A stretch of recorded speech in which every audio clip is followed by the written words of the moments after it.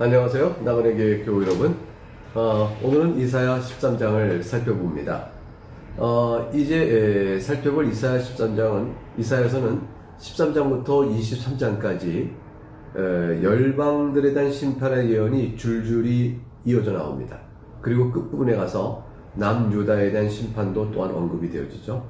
이로써 여호와 하나님은 역사의 주권자시고 하나님을 멸시하고 조롱했던 모든 열방들을 다 심판하신 분이심을 드러내며 오직 예수 그리스도만이 또는 하나님의 은혜만이 또는 우리에게 오실 메시아를 바라보는 것 외에는 우리에게 소망 없음을 일깨워 줍니다. 그럼 첫 번째로 열방으로 첫 번째 13장부터 시작되는 심판의 첫 번째 대상은 바벨론입니다.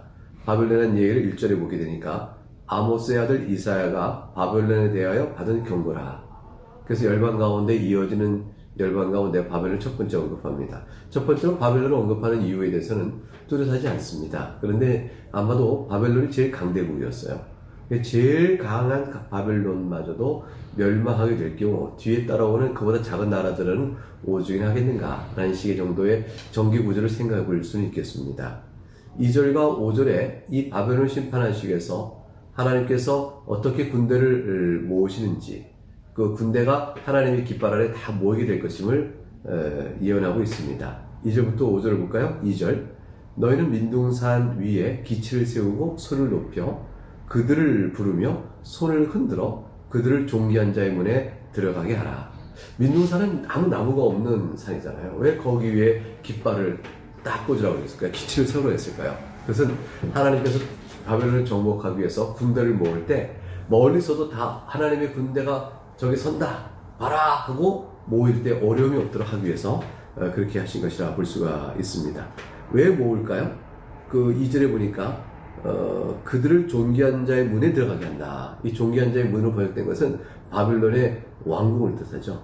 바벨론 왕궁으로 진입해 들어갈 수 있는 자들을 모집하는 거다. 그러니까 정복 사역을 위해서 모으는 것을 볼 수 있습니다. 3절에 보면 내가 거룩하게 구별한 자들에게 명령하고 나의 위엄을 기뻐하는 용사들을 불러 나의 노염을 전하게 하였느니라. 하나님께서 구별하신 거룩한 군사는 어떤 것일까요? 하나님의 말씀과 하나님의 뜻에 따라 순종하며 하나님께서 멸망케한 바벨 조국을 심판하기 위해서 사용되는 군사들이에요.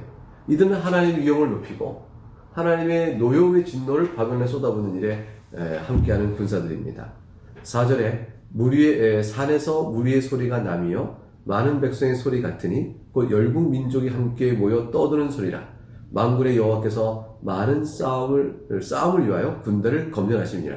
그러니까 이제 그 여호와의 민둥산에 세운 기치 아래 쫙 거룩한 무리들이 모였는데 그 무리들은 어떻게 모였나 했더니 구성이 많은 백성의 소리요 열국 민족이 함께 모였다. 그러니까 바벨론 제국을 멸하기 위하여 하나님께 동원하시는 군대가 어느 한 나라로 사용하는 걸 넘어서서 그 연합적인 형태죠. 여러 나라에서 여러 민족에서 각각 그 병사들이 모여지는 걸 의미합니다. 이건 중요한 사실을 의미해요. 하나님께서는 자식 뜻한 바를 역사 속에 실현하기 위해서 얼마든지 군대가 필요하면 모으실 수 있다. 어떤 수단이든지 강구할 수 있다라는 사실을 우리에게 말해주죠. 5절에 보면 무리가 먼 나라에서 하늘 끝에서 왔습니다. 그러니까 사방 전역에서 다 하나님 불러 모으실 수 있는 것입니다. 곧 여호와와 그의 진노의 병기라 온 땅을 멸하려 함이로다 라고 말씀했습니다. 6절과 8절에 이르러서는 바벨론에게 하나님의 심판의 날이 임할 때 그들이 당할 공포가 어떤 것인지를 보여주십니다. 6절 너희는 애국할지어다 여호와의 날이 가까웠으니 전능자에게서 멸망이 임할 것이니로다. 애국하라는 거예요. 얼마나 당할 전쟁에 대한 참상이 어떠한지 비참한지 애국 외에는 답이 없다는 것이죠. 7절 그러므로 모든 손에 힘이 풀리고 싸울 능력이 다 없어지는 거예요. 손은 능력인데 그게 다 힘이 풀리고 각선한 마음이 녹을 것이다. 전의를 상실하는 것이죠. 8절 그들이 놀라며 괴로움과 슬픔에 사로잡혀 해산이 임박한 여자같이 고통하며 서로 보고 놀라며 얼굴이 불 것 같으리라. 이 산고의 고통처럼 심한 고통이 밀려오게 될 것이고 괴로움과 슬픔에 저들이 사로잡힐 텐데 얼굴이 불 것 같다라는 말의 뜻은 두려움과 괴로움과 슬픔을 당하여 얼굴이 수치를 얼굴이 붉어진 것이요. 또는 그 붉어진 핏빛처럼 되어지면서 고통스러운 심판을 당하게 될 것임을 암시합니다. 그러니까 얼굴이 붉 것 같다는 말은 이렇게 뭐 영광의 광채 이런 것이 아니고 여기서는 좀 반대의 경우를 뜻하고 있습니다. 13장의 이제 나머지 단락은 오늘 살필 본문 중에서 9절부터 22절까지의 내용으로 이어집니다. 9절부터 22절은 바벨론이 당할 하나님의 심판으로 인한 참상이 무엇인가를 더 구체적으로 말하고 그리고 그 심판날이 가까이 왔음을 경고하는 내용입니다. 먼저 9절부터 13절을 끊어서 먼저 보죠. 하늘과 땅이 다 진동할 만큼 무서운 심판이 임하게 될 것이라고 말합니다. 9절 볼까요? 보라, 여호와의 날 곧 잔혹히 분냄과 맹렬히 노하는 날이 이르러 땅을 황폐하게 하며 그 중에서 죄인들을 멸하리니. 10절 하늘의 별과 별무리가 그 빛을 내지 아니하며 해가 돋아도 어두우며 달이 그 빛을 비추지 아니할 것이로다. 그러니까 여호와의 날이 얼마나 맹렬한지 땅이 다 황폐하게 될 뿐 아니라 하늘의 별, 하늘 그 모든 것들 빛을 다 잃어버려요. 해, 달도 다 빛을 잃어버린다고 되어 있어요. 이것은 실제적으로 그렇게 천재지변이 일어나고 또 하늘의 징조가 나타날 것이라 라는 이런 뜻도 되겠지만 사실 문자적인 것보다는 이 두려운 심판이 얼마나 큰지 하늘에 해가 있어도 어둡게 보이고 달이 있어도 빛을 발하지 못할 만큼 어둠이 내리는 무서운 그런 심판일 것이라고 말하는 비유적 표현이 하나 있고요. 또 묘하게도 바벨론이 이제 해와 달과 별들을 우상숭배했거든요. 그러니까 해와 달과 별들이 비춰질 것이라는 것은 바벨론 믿고 의지했던 우상신들이 다 무너질 것임을 뜻하는 것이라 볼 수도 있겠습니다. 11절에 내가 세상의 악과 악인의 죄를 벌하며 교만한 자의 오만을 끊으며 강포한 자의 거만을 낮출 것이며 12절 내가 사람을 순금보다 희소하게 하며 인생을 오빌의 금보다 희귀하게 하리로다. 세상의 악과 악의 죄를 다 벌하고 교만한 자의 오만을 끊으며 강포한 자의 거만을 낮춘다. 하나님의 심판을 위해서 하나님을 대적한 자의 표현이죠. 악인, 교만함, 오만, 강포, 거만. 이게 다 하나님을 대적하는 자의 미련한 자의 모습을 표현하고 있습니다. 내가 사람을 순금보다 희소하게 하고 인생을 오빌의 금보다 희귀한다. 오빌의 금이라는 것은 오빌이 금이 생산지예요.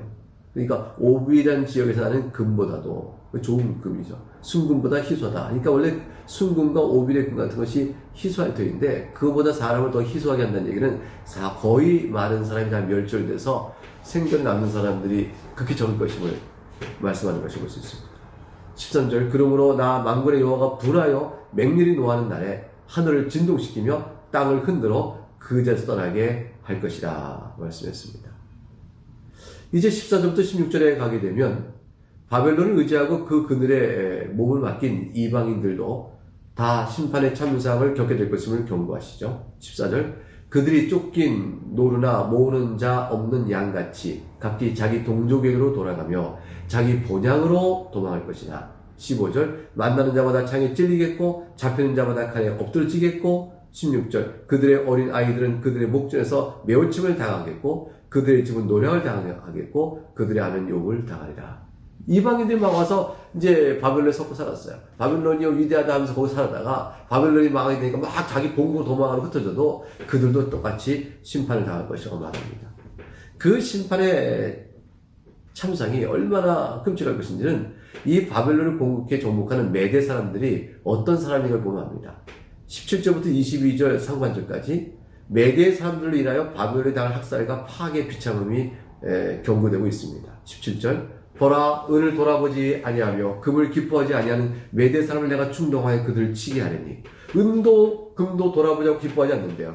이것은 은금을 얻기 위해 바벨론을 침공한 것이 아니라 메대 사람이 바벨론을 정복하여 자기들의 원한을 갖고 그리고 그들이 은금을 얻기 위해 했다면 아낄 거란 말이에요. 재화를 좀 더 잘 간수하려고. 그러나 은금조차도 얻을 생각이 없기 때문에 공격하여 완전히 멸망시키는데 전력을 다한다는 뜻이죠.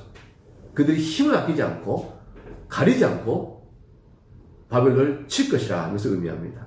18절 메대 사람이 활로 청년을 쏘아 죽이며 그래서 그 구체적인 사례가 나오는 거죠. 청년도 쏘아 죽이고 노예로 쓸 생각도 안 합니다. 태의 열매를 그 여기지 않으며 아이를 애석하게 보지 않는 무자비한 공격이 올 것이라는 것이죠. 19절 열국의 영광이요 갈대아 사람의 자랑하는 놀이개가 된 바벨론이 하나님께 멸망당한 소돔과 고모라 같이 되리라.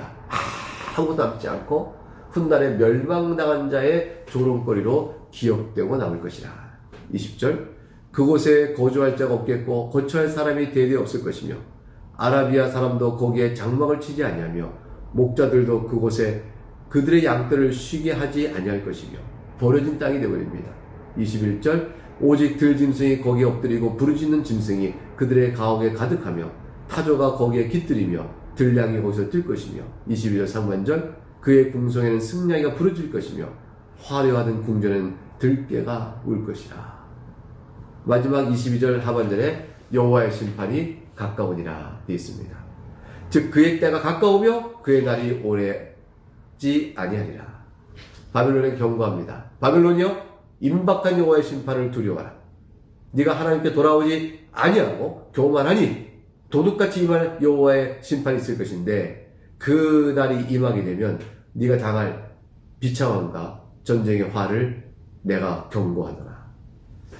우리 교회로 이 경고의 말씀을 보게 되면 세상의 제아문이 바벨론처럼 강하게 높아져도 하나님께서 심판하실 날이 오게 될 때 그 영화는 한순간에 사라지게 될 것입니다.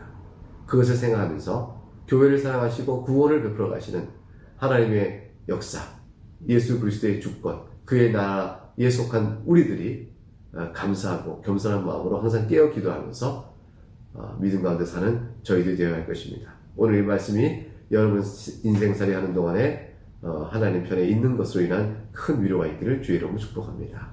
감사합니다.